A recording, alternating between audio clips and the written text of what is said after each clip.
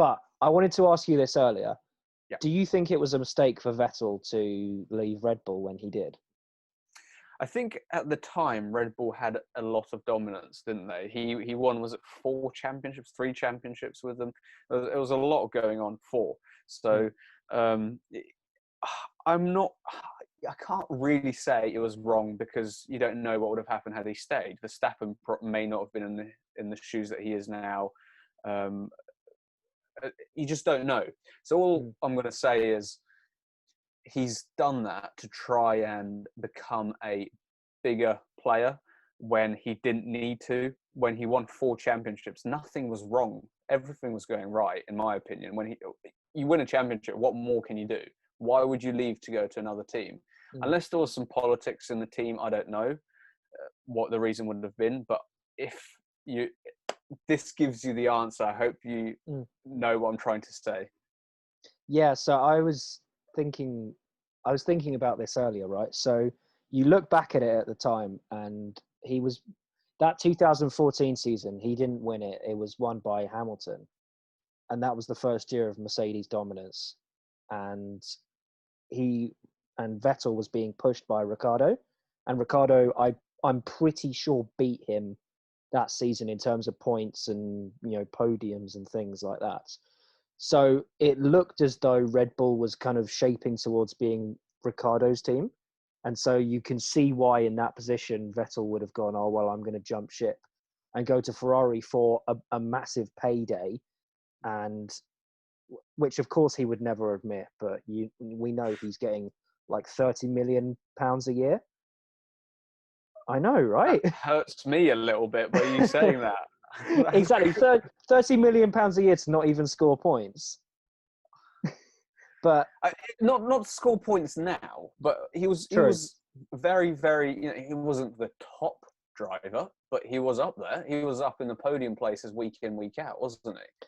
Yeah, and so you can't say that it's not undeserved, but you can see why he would have taken that move if Red Bull weren't offering him as much. And also, Ferrari were on the up and up as well, because they had a little slump in the early 2010s, just like McLaren did.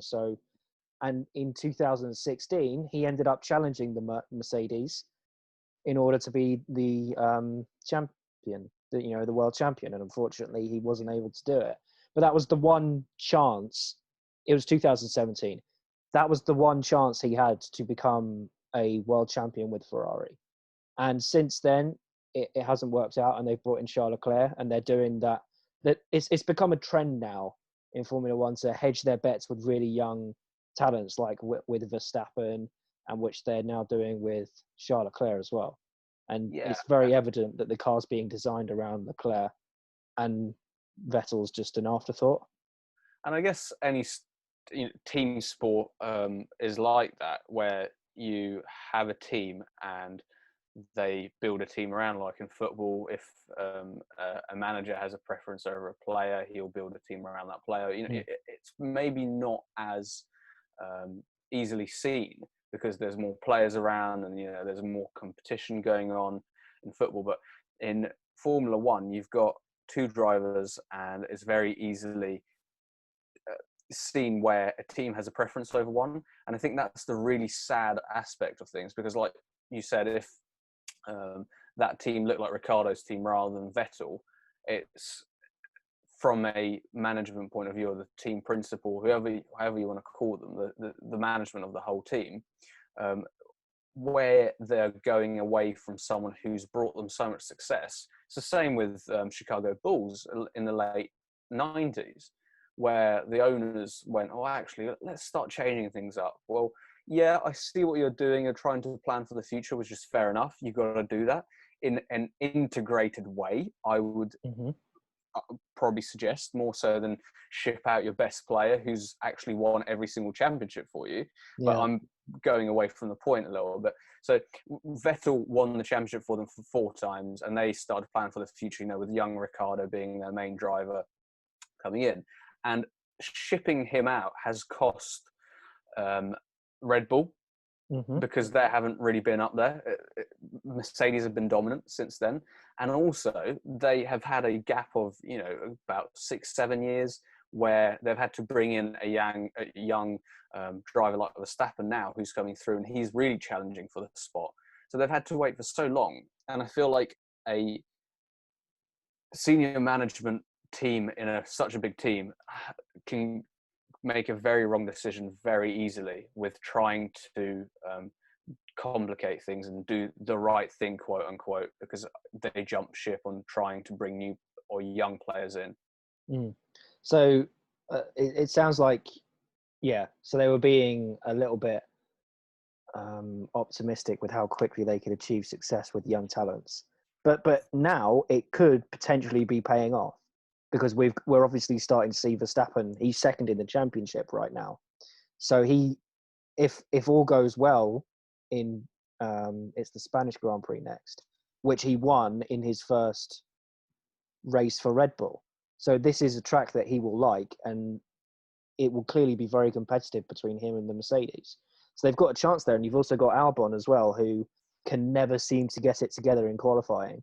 But then in the race, he just turns it on, and he's able to just jump up the leaderboard. Yeah, before we move the conversation on, just bringing it back to Verstappen and coming through.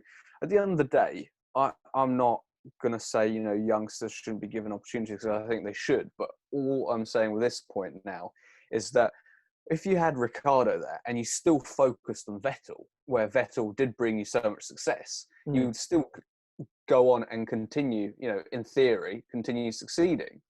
That way, if Ricciardo wasn't actually performing to the way that you would have liked, you'd have maybe evenly split the attention to both of them. One of them didn't start performing, then maybe it would have been time to ship one of them out and then start bringing through the likes of Verstappen.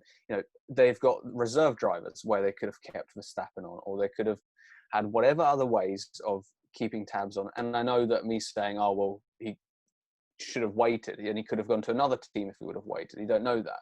But all I'm saying is there's quite a lot of senior management, that are not really associated with the head coaches as such. They just jump ship on let's go for the youngsters, it'll be fine. And it's almost like, oh crap, it's not fine, we're not doing as well. And they're like, well, shocked really, and it's not really a shocking moment.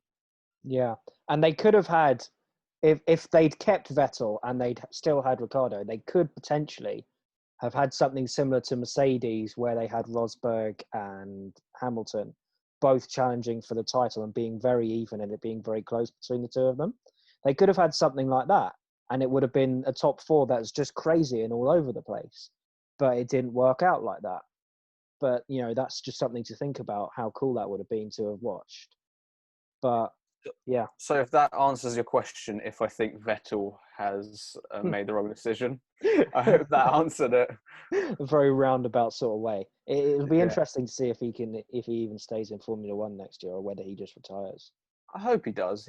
He seems a little bit fed up with it, but I don't know. You might be out for a little bit, and then someone might get injured or test positive for COVID, and obviously all of a sudden he'll come back and be like, oh, he's doing great again. Yeah. So it might be one of those things where, as a I was going to say pro athlete, but I don't think I can call myself as an ex-pro athlete. But up there, you fall out of love with what you do all day, every day.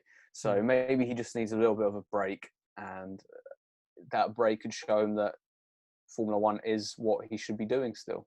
You just don't know. Those things can go either way, really, can't they?